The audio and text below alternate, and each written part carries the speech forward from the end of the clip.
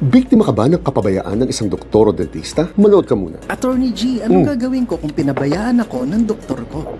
Nakakalungkot, pero hanggang ngayon ay wala pa tayong specific na batas tungkol sa medical malpractice talaga. Yung magbibigay ng sapat na parusa para sa mga pabayang ospital, klinika, doktor o dentista. Pero may paraan pa naman upang sila'y mapanagot at maparusahan. Kaya kung biktima ka ng maling diagnosis nila, o kaya naman nagkamali sila ng pag-opera, o nagkamali ng pagbigay ng tamang reseta, at lalo na kung sadyang pinabayaan ka talaga nila, pwede mo silang mapanagot sa pamamagitan ng mga batas na ito. Una, pwede mo silang pagbayarin sa pamamagitan ng pagsampa ng civil case gamit ang Article 2176 ng ating Civil Code. Ito ang batas na nagpaparusa sa mga kapabayaan o kawalan ng aksyon ng ibang tao. Pangalawa, kung lumala ang kalagayan mo o kaya naman namatay ang kaanak mo dahil sa kapabayaan nila, pwede mo silang kasuhan ng reckless imprudence resulting to death or physical injuries na nakasaad sa Article 365 ng ating Revised Penal Code. At ang pangatlo, pwede ka rin magsampa ng kasong administratibo laban sa pabayang doktor o dentista mo sa Professional Regulation Commission or PRC para masuspinde o matanggalan sila ng lisensya. Tandaan natin na buhay at kalusugan natin ang nakasalalay sa tuwing ipinagkakatiwala natin ang ating mga katawan sa ating mga doktor o dentista. Ito ang dahilan kung bakit mas mataas ang kinakailangang pamantayan pagdating sa propesyon nila kumpara sa iba. At katulad din namin mga abogado, nararapat lang na sila'y panagutin kapag sila'y nagpapabaya sa kanilang tungkulin.